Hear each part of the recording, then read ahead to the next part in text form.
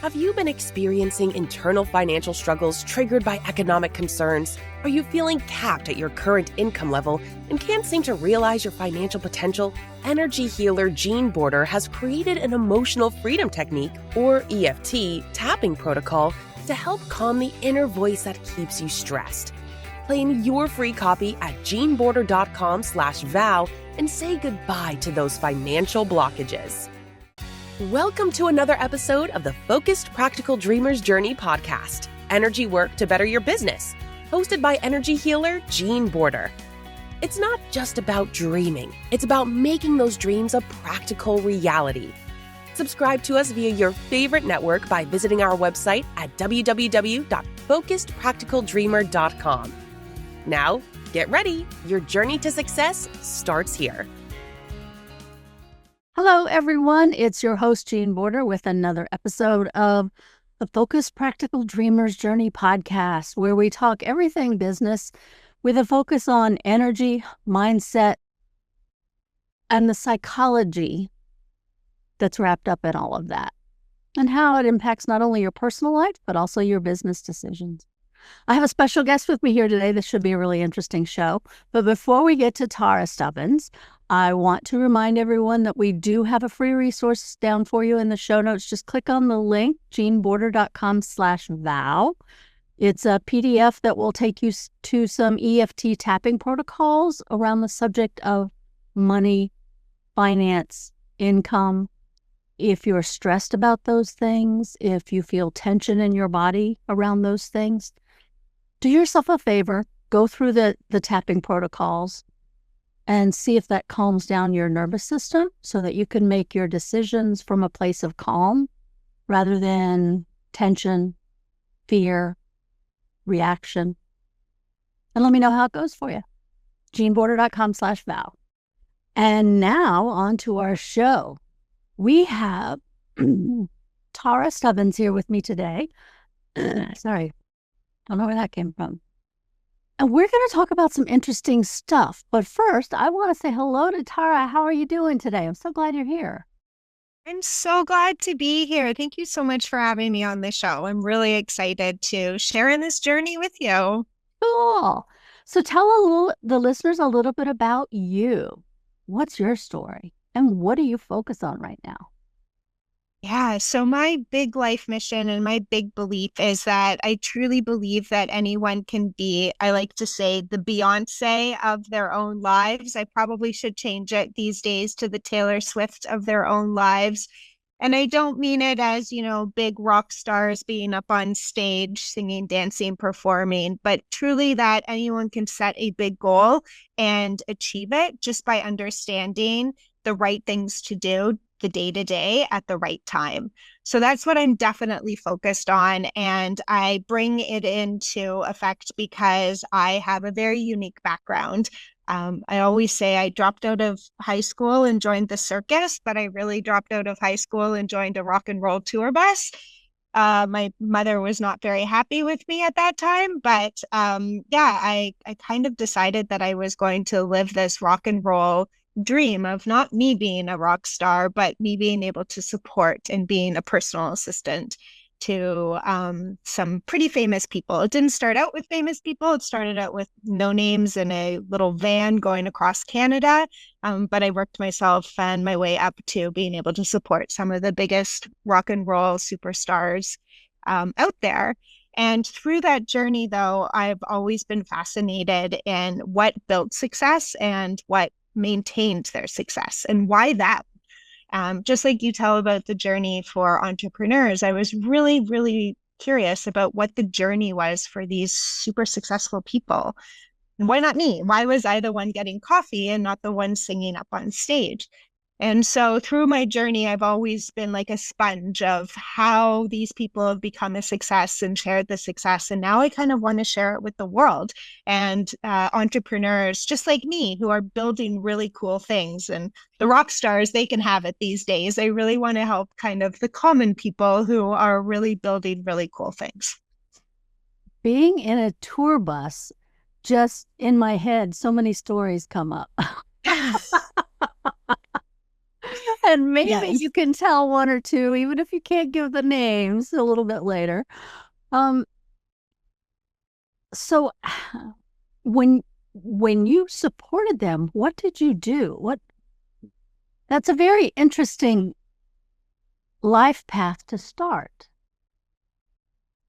It was, especially as a 16-year-old, that's for sure. So at the very beginning, I was just an assistant, but the bottom totem pole assistant. So I was getting coffee, cleaning out the tour bus, cleaning dressing rooms, making sure that they had things. And the people I was supporting at that time were not well known. They were playing very small bars and clubs, and it wasn't like big arenas and stadiums. And we were, as I said, sleeping in vans and Walmart parking lots. It was nothing glamorous at all.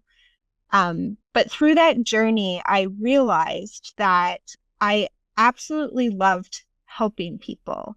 And for me, the fun and excitement of the day-to-day wasn't necessarily the Walmart parking lots we were sleeping in or the bars we were getting to play in or anything like that. But it was really being able to see that the people that I got a coffee for, or that I made sure that their pants weren't ripped anymore. That always happened all the time, with those crazy leather pants when they would like bend down on the stage.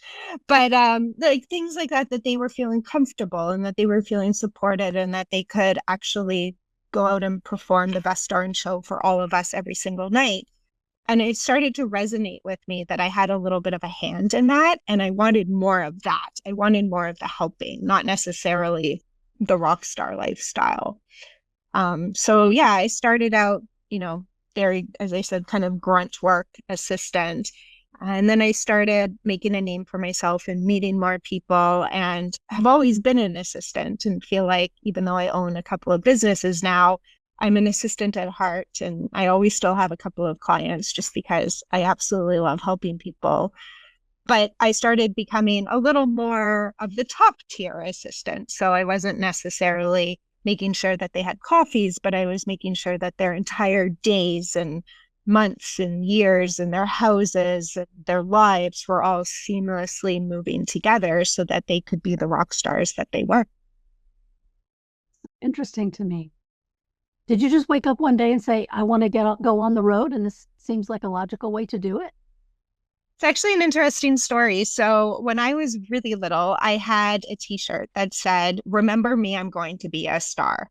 And I wore that shirt everywhere to the point where it disintegrated. And I always thought, though, that being a star in my, young 7-year-old undeveloped brain, that being a star was being a rock star. I guess because I came from kind of a musical family. And so I always thought that being a star was singing, dancing, being up on stage, performing in front of millions of people. But the problem with me is my family was musical. I was not, and I still am not. You can see the guitar behind me, but it sounds like a dying animal when I play it. I have no musical talent at all. Never did. And I thought, well, there goes my big dream. I'm just going to throw it out and become this, normal human being, I guess. And for some reason, though, and I tell this story a lot, and I always reflect back on what was the reason. And I think it was just my women's intuition, even at a very young age. Something inside me told me not to throw out the entire dream and to hold on to a little percentage of it. And so I walked around with that little percentage all the time. Days, weeks, months, years would go by where I would forget that, when I was little, I wanted to be a rock star, until I came to those pivotal moments in life where you had to kind of make a decision. Am I going right or am I going left? And then I would think, oh yeah, I wanted to be a rock star. That's cool. Maybe I'll make this decision. And I was, met some friends. I was really loved listening to music. So kind of was involved in that as a teenager, and just kind of fell into a crowd that was like, hey, want to come across Canada with us? And making that shift of, oh yeah, I wanted to be a rock star. I still am holding on to this dream. Maybe I should say yes. And so I did. And being 16, I obviously didn't think of any of the consequences. I was just saying yes and going for it. which I'm actually really glad that I did because it formed the life now that I have, which would probably not be the case if I said no. That's so interesting. Yeah, there is a draw to music, at least in my world. But and so I'm not surprised at all that your dream kept at you because there's such a draw to music. So fast forward, where are you now in your business? Yeah, so I actually run two businesses and they're pretty successful businesses. And I was able to get to that point because of a number of different things. Because I was always so fascinated and as I was saying, how these successful people that I was supporting became a success. When I was around them, I was like a sponge and I was taking it all in. So then when I was opening my own businesses with zero business background at all, I could take the lessons that I learned from how they designed their day and what they did to focus on success and their journeys through their own success and kind of build my own days around those lessons I learned. And I didn't even realize that I was doing it at first. And I had to, it took many years before I reflected on it and thought, oh, well, I should start sharing this because I have something here. But I can tell another fun story if you want. It's a kind of one of those rock and roll stories of my big aha moment. So I was out on the road with a big name band. And one of the crazy requests from the lead singer was that every time we traveled, so every time we arrived in a new hotel, he wanted his toothbrush, when it came out of the suitcase, to be sanitized in a hotel dishwasher. I don't know why. Oh, that's hilarious. I never asked. I'm sorry, but sometimes people can be such divas, you know? Just buy a new one.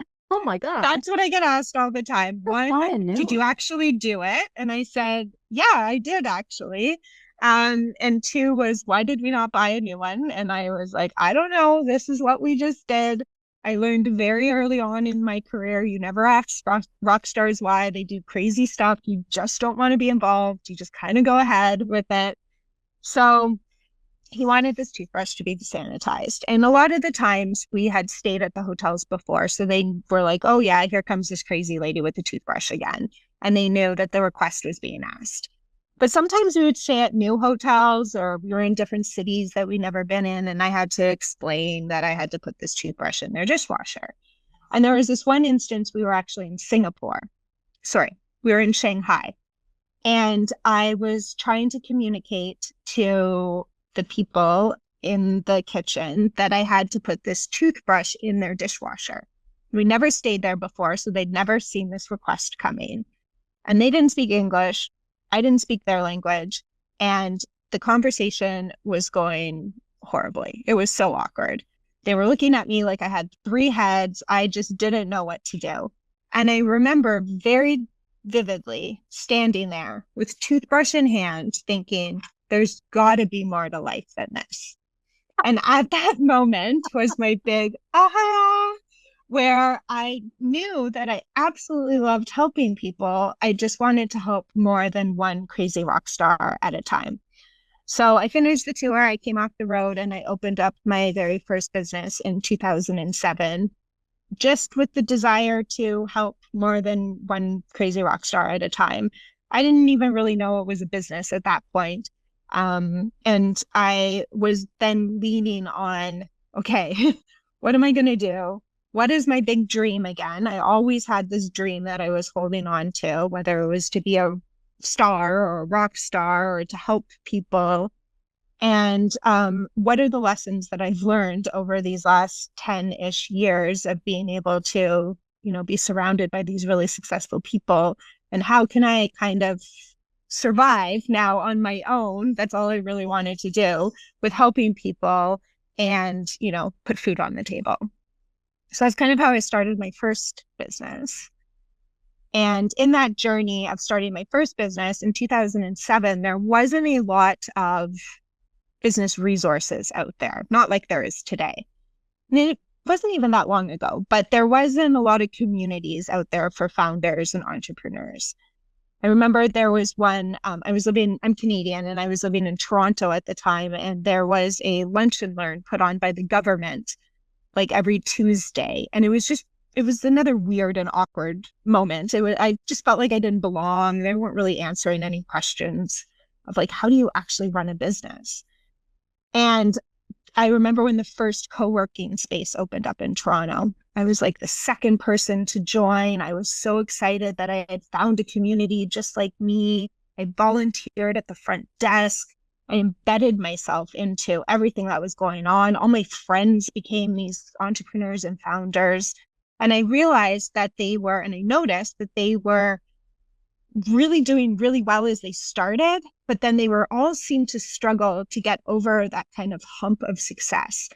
And because I have an assistant background, I was like, I think it's because they don't have that strategic support behind them. And it's great, having virtual assistants or your mom or your aunt or your neighbor helping you to a certain point. But then if you want to get to that next level, you really have to hire an expert. And so that's when I opened up the second form of the business, where we really dive in and strategically help entrepreneurs and founders get to that next level of success and take the tips and tricks and skills that I've personally learned from these really successful people and also in my own business journey. Cool. So what types of small businesses do you typically work with? Is there a type? Yeah, so we're industry agnostic. We help lots of tech companies. We help speakers. We help authors and coaches, brands who are building new products, a lot of beauty brands these days. But what I always say is whoever we help, they have to have a high growth mindset.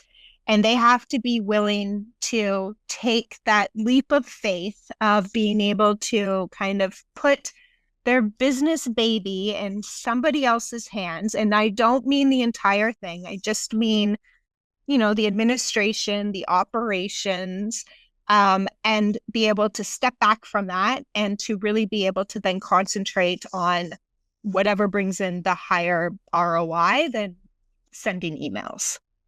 And so those people who have the really high growth mindset are the ones that we partner with the best. Cool. And how do they find you? Is it all word of mouth? Well, a lot of it's word of mouth. I do a lot of podcasts. I speak a lot on stages. We obviously do advertising. So yeah, there's a lot of different ways to find us. And how does someone start working with you? What are the first steps you take someone through to see if, number one, if they're a good fit, and number two, if you have something that actually might benefit them? That's actually a really great question, because early on in my business journey, probably like a lot of your listeners, I decided to take on anybody who had a pulse and could possibly maybe pay me one day. Yep. That seemed exciting. Yeah. And I think we all have to go through that. Very common. Right? I just need the money. Yeah, you promised you could pay me. I know I had somebody paying me in homemade soup. It was great at the beginning, but like I can't pay my bills on homemade soup. So, but yes, I went through that part of my business journey, and I realized that I wasn't just hurting myself and my team of taking on the clients that aren't right, but I was also hurting the clients because I was promising them that I could help them, or that one of my team members could help them and take them in this direction. But we were butting heads, and we weren't being able to do that because their mindset wasn't in the right place quite yet. They were too scared about money. They were too scared about letting go. They were just not in the right space to be able to hire on what we were able to deliver.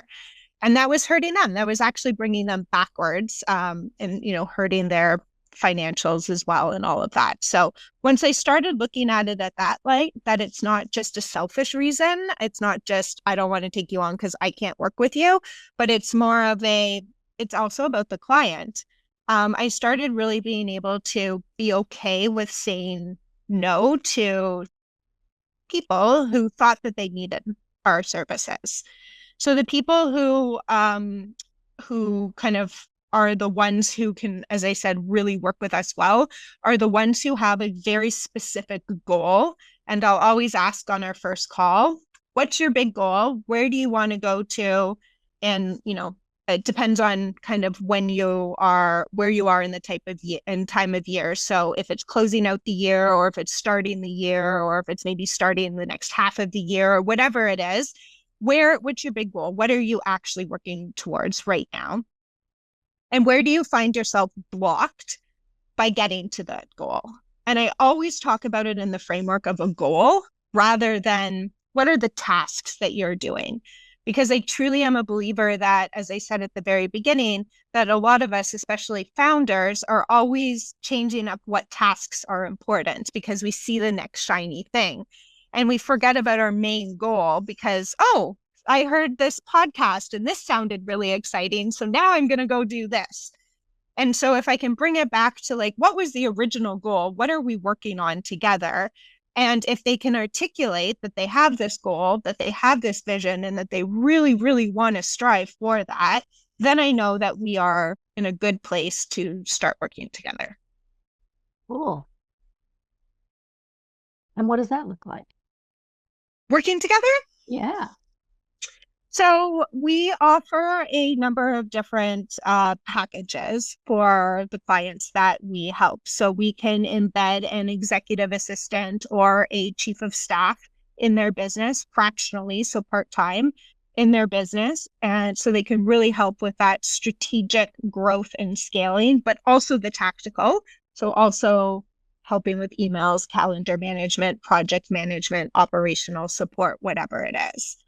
And then I do a lot of coaching as well. So I keep harping on it, but I am a very big believer that if you understand how you are spending your time correctly, and really form the right habits to build your day to day, so you're not even thinking about the habits that are actually helping you achieve your goals, then you are going to be on a much faster path to success than the people who are just trying to bulldoze their way through their day to day and not really think about what they're actually doing. And I really think, to kind of double down on that a lot of us don't even understand what we are doing on a day-to-day basis, because a lot of the habits we don't even think about it. We just do them. And those are the habits that are really forming if we are going to be a success and achieve our goals, or if we're going to not achieve them, or if we're just going to be okay with, giving up and maybe going on to something else. So it sounds as though your business is a true reflection of you, because it sounds as though you are still doing the same thing you were doing for the Rockstars, except in a different format. Totally. And people always ask me, who's harder to work with, founders or rock stars? And I always say I plead the fifth. I'm not going to get into that. I'm going to say people who start their own businesses, because rock stars are just nuts. I'm sorry. Some of them are just divas. I know you can't be mean to people, but some of them are just so out of touch with reality, I'm sorry. But given the benefit of the doubt, I know a lot of them have been, so one person that I can share that I worked with is Mick Jagger of the Rolling Stones. And he can be a bit of a diva. However, I give him the benefit of the doubt because he has been a rock star and famous for like 170 years. And so, it's all he knows. He doesn't know anything better. And not saying that that's right, but it's just the life that has formed around him. Now, a lot of brand new people are divas, and I believe it's because they see these images of things happening on social media and they think, oh, I'm just going to go, that's how I'm supposed to act. When I first started in the industry, there was no social media. There was barely any cell phones. So we didn't have that to compete with. Now it's a whole different game. Yeah. I still find it fascinating. I'm sorry. I'm big into music. I play piano. I love it. I used to play a lot and I used to sing a lot. So, so you don't sound like a dying animal when you play like no. I do. Okay, good. Hopefully not. But I like the accompaniment part. I like to be a part of a group, part of a team, right? I mean, yeah, I can do the solo stuff, but that's not what juices me. I like being part of the team.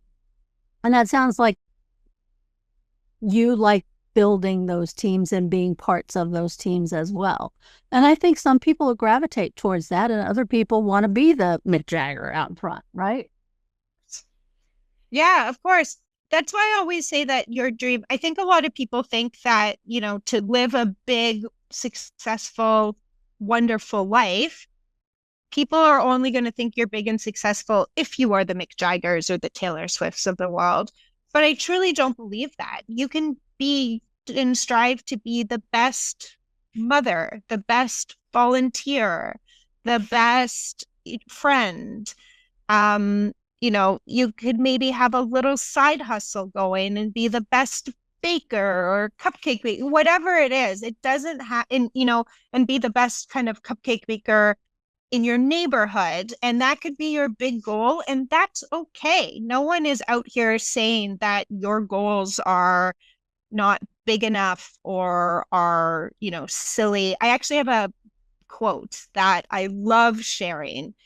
And it's because when I first started my dream of following rock stars around the world, everyone was like, you can't do that. Even family, you can't do that. You're just a Canadian girl. What are you going to do? Nobody knows you. You have no connections. You're too young. Like there was all of these excuses. And I did it. I bulldozed my way through because that was something that was important to me at the time. But there's this quote, and it's by someone anonymous. I don't know who said it. And they said, if anyone tells you that your dreams are silly, remember that there's a millionaire walking around who invented the pool noodle.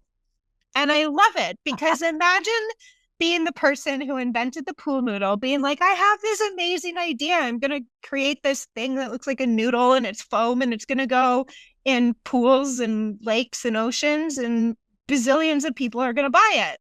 We'll be like, what are you talking about? And now everyone knows what a pool noodle is. That's funny.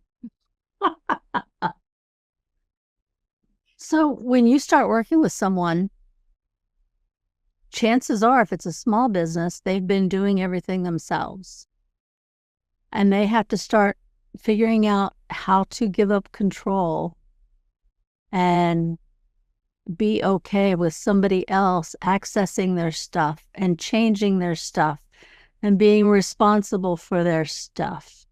How does that work? What are some of the things that come up there that small business owners or people just getting into business might need to think about before they start this journey or as they that's actually really interesting. So I have kind of 3 key tips that I always say are kind of things, ideas, tips, strategies that I've kind of stolen from these really successful people on really what made them a success and maintain their success. And why do a lot of us struggle to get to that point? And, I don't think it's about money. I don't think it's about where you're born. I don't think it's about who your parents are, because if you look at a lot of these successful people, they have a whole bunch of different backgrounds. But then when I started analyzing the people, at least that I've been able to surround myself with, I saw that there was always 3 common factors. And one of those factors was that successful people really, really understand how to delegate. And especially at the level of being a celebrity. Of course, they delegate everything. And of course, at that point, you have the money to delegate everything. And you But I've have also the nerve to delegate someone to take your toothbrush to a dishwasher and have the whole kitchen staff get involved in cleaning and sanitizing your toothbrush. That's you do. delegation. It is true delegation. But if you're going to take a lesson out of that, they obviously are spending their time on something more valuable. And, at that level, it's God knows what. But they're spending their time on something more valuable than trying to convince the staff to sanitize their toothbrush or find a new toothbrush or whatever it is. And I've actually been with really successful people, helped them to the point where their businesses have completely collapsed and they have lost everything. They've gone bankrupt and they've lost their homes, they've lost their businesses, they've lost everything, their staff. And because they know, and probably because they're used to it, but because they know the power of delegation, the number one person that they always hire back, I'm going to say number two. First is a house cleaner. So once they find a place to live, whether it's a tiny apartment or a hotel room or whatever it is, they always delegate out their cleaning. And the second is some form of assistant. And it's because successful people understand how to build businesses, how to build success, and they know that if they can just concentrate their time on doing whatever it is they do, whatever they have, been put on this planet and given to succeed, if they can just concentrate on that and have somebody else clean their house or somebody else do a couple of errands for them, then they can actually get to that level of success a lot faster than if they were trying to do it all at once. And even when I've had no money at all, I have always thought about the fact that I actually like cleaning my house, but I don't do it often because it's, 4 hours, maybe more because I have lots of cats, that I could be spending making a little more money doing something else. And sometimes it brings me energy and I really like doing that. But if it's the energy I want, maybe it's something that I should maybe go out and try to do something else of, not necessarily cleaning my house. But I've always been a big believer in delegation because I've just been surrounded by people who have always done it and I see that it works. So for the people who are struggling with delegation, there are a number of things you can do. And the first thing I would say is start small. You don't have to delegate your entire life like a celebrity. You don't have to have crazy requests like toothbrushes and dishwashers. It could be, and people a lot of the time say, I can't afford it. I can't afford anything. But you don't have to necessarily delegate for a price payment. You can trade something.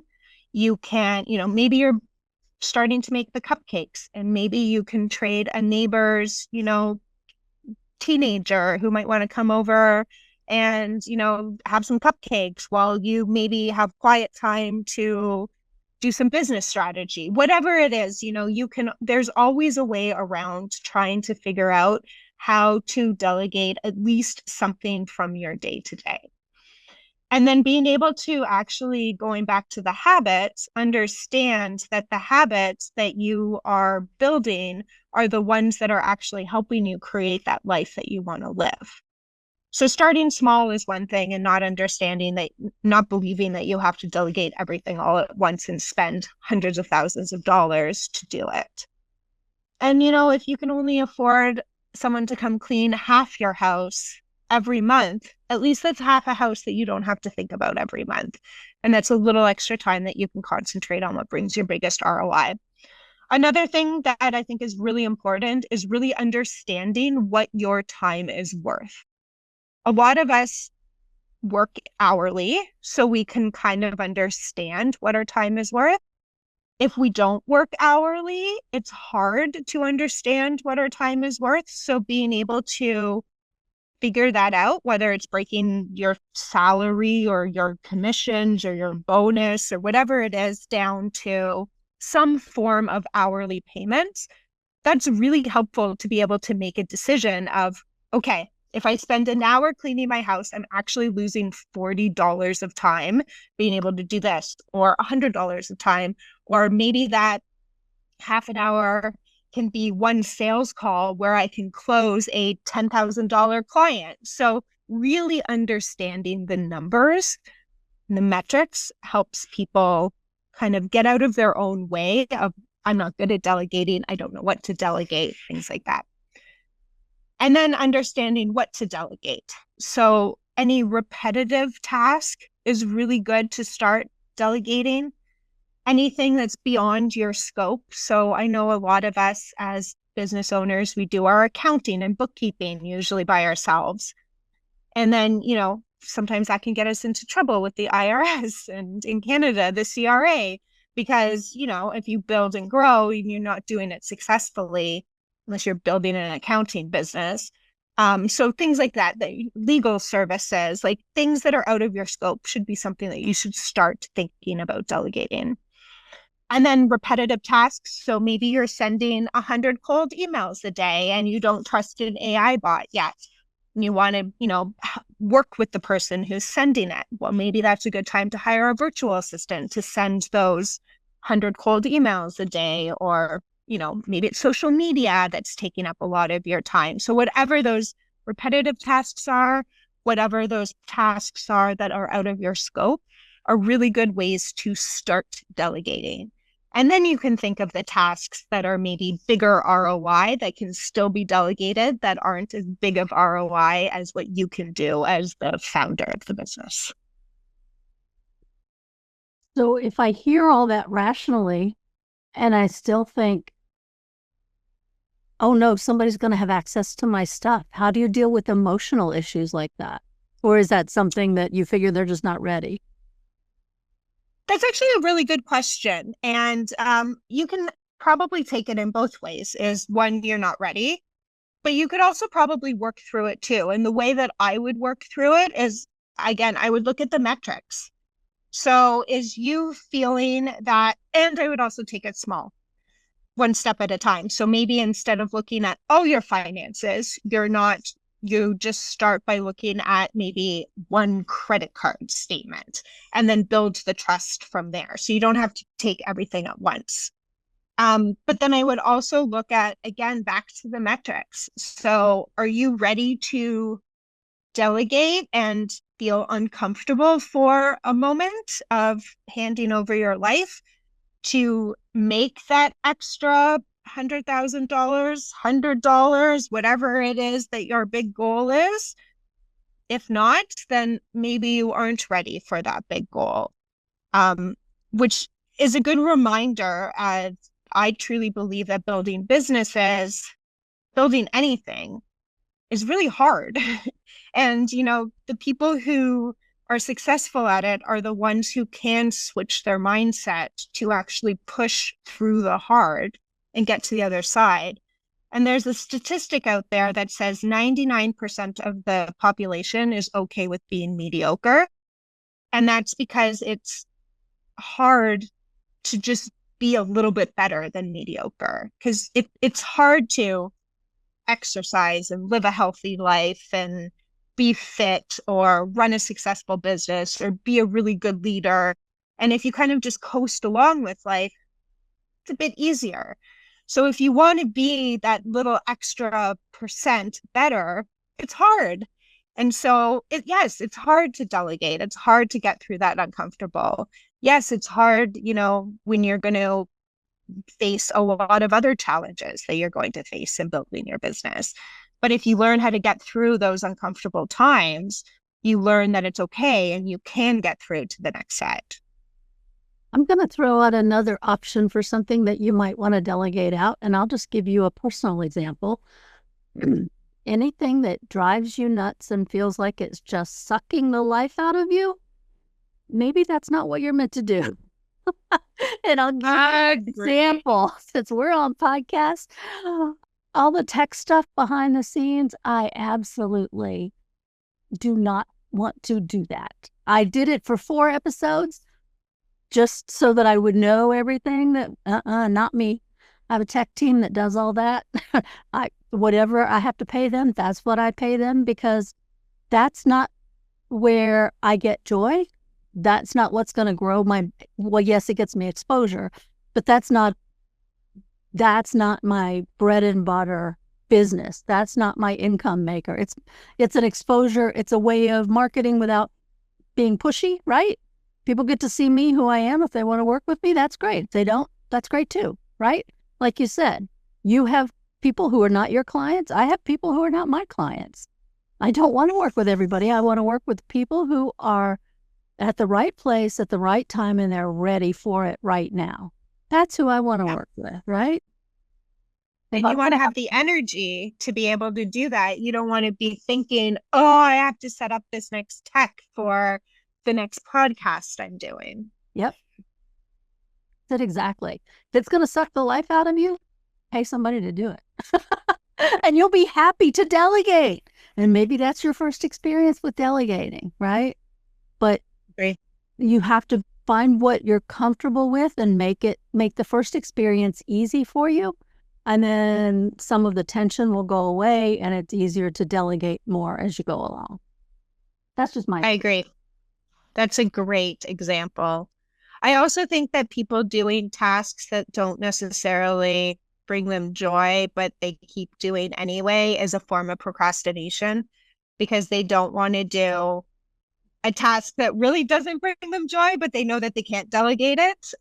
Maybe sales, but they definitely can't delegate out a salesperson yet. So I think it's really deciding between what task I can really delegate out and which one I do still have to hold on to. Yeah, I use this term with my clients a lot. In your best interest, right? Is it in your best interest for me to do all this stuff behind the scenes, all the video editing and all that kind of stuff? Or is it in my best interest to book a session with a client? Yeah. And then it becomes an easier decision when you actually step back and from the outside looking in saying, what is in my best interest? I agree. And if you know your metrics, and if you know your metrics, you know your best interest a lot more. And I think founders don't look at their metrics as much as they should. And sometimes it's a fear issue, right? I don't see that I'm spinning my wheels over here and not making anything, but I really like this part of it. But over here is where I'm making my money, but I don't really feel comfortable over there. So I'll spend more time over here, and then I'll come over here and do a little bit, but I'll spend my time over here. But it can be a fear avoidance. Yeah, another form of procrastination, for sure. Absolutely. So what's the favorite part of your business right now? Honestly, it's exactly what it was when I started my very first business a bazillion years ago. And that is being able to see people, the businesses, the companies, the founders that we have helped in some sort of way achieve their goals or get closer to their goals. We have an internal Slack channel of wins, and we share client wins all the time. And I love it. I love that Slack channel. I will live in it because it's why I started the business, and it's why I keep it going. And it really helps me when you're getting through those hard times in business as well, of trying to get to the other side. Okay, I'm going to put you on the spot. Tell us a Rockstar story. Ooh, well, I already told you the toothbrush story. I tell another story that a lot, and I name drop in this one. So when I was out on the road with the Rolling Stones, one of Mick Jagger's crazy requests, again in hotel rooms, everything happens in hotel rooms.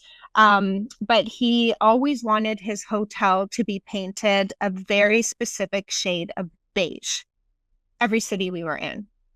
And there was this one time we were staying in Mumbai in the Taj Mahal Hotel and Mahal Hotel. And it's an ancient hotel. It's thousands of years old and very expensive. and we were staying in the presidential suite. And on the wall was gold leaf wallpaper, ancient gold leaf wallpaper. And what did we do? We took that sucker down and we painted the walls beige. And we did it in a way that we took it down so it stayed intact. So the restoration company could come back in and put it back up when we left. But it was all so he could have his hotels painted this specific shade of beige. And people, again, always ask me why. Why did he do it? Rolling Stones fans always ask me why it wasn't black and why it was beige. There's always these questions. And again, I don't know. I never asked why. I just did it. But I truly believe it was a habit. It was comfort. You know, we were gone on the road 300 days a year, sometimes more, sometimes a bit less. And it was something that he could feel how he needed to feel in the hotel room to be able to do whatever rock stars do in hotel rooms and then become that person he was on stage. And yes, it's absolutely taking it to the extreme. And I'm not saying to be a success or, you know, to be comfortable, you need to stay in beige hotel rooms, but it's just interesting to me that, you know, again, going back to successful people build habits. And yeah, this is a crazy, crazy habit, just like the toothbrush. But I always feel that there's something there. There's a reason why they're doing this and keep doing this. And it's not just because they want to be divas and just keep doing it. So there you go. Rockstar story. Oh, interesting.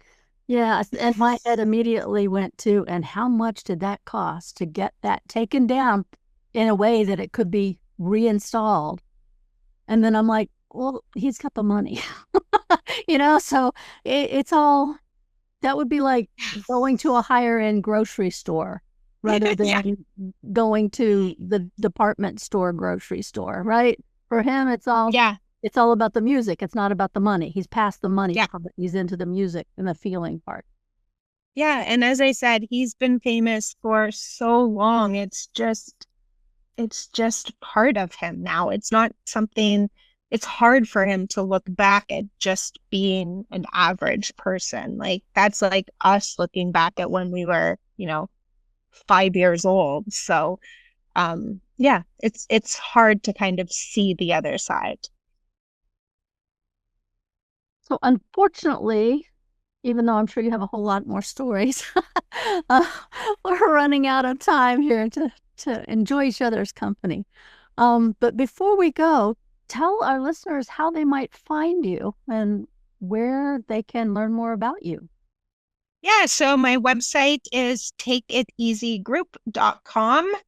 And I'm on socials at Tara's Time. Tara is 2 R's, Tara's Time. I'm on LinkedIn as well, Tara, again with 2 R's, Stubbins, the only one out there. So yeah, you can definitely find me in all those places. Cool.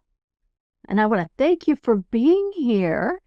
But before we go, do you happen to have any final thoughts you'd like to leave with our listeners, or have we covered everything?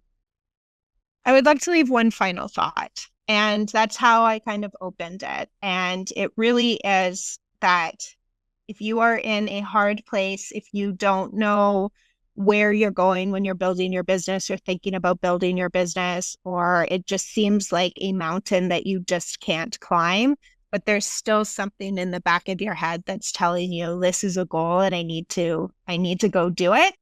Go do it, please. We all know what we need to do to build these big empires we want to build, or to be these, you know, best parents or whatever it is we want to do. So, you know, start thinking about kind of that little voice inside your head and push through the hard. And I really believe that anybody can achieve the goals that they want to achieve. Cool. Thank you so much. Thank you. Yeah, I really enjoyed having you here, and I would like to hear a whole lot of other stories, unfortunately. You know. Next time. We'll do part 2. Cool. So thank you for being here. And to the listeners, thanks for tuning in once again. Every Tuesday, we drop a new episode. If you have somebody specific you'd like to have on here as a guest, let me know. We'll see what we can do about that. But in the meantime, this is your host, Jean Border, with the Focused Practical Dreamers Journey podcast. Until next time. We trust you enjoyed this episode of the Focused Practical Dreamers Journey podcast. Energy work to better your business, hosted by energy healer Jean Border. Remember to visit our website at www.focusedpracticaldreamer.com and enjoy even more great episodes like this one. Again, while you're here, subscribe to us via your favorite network. We look forward to seeing you next time on the Focused Practical Dreamers Journey.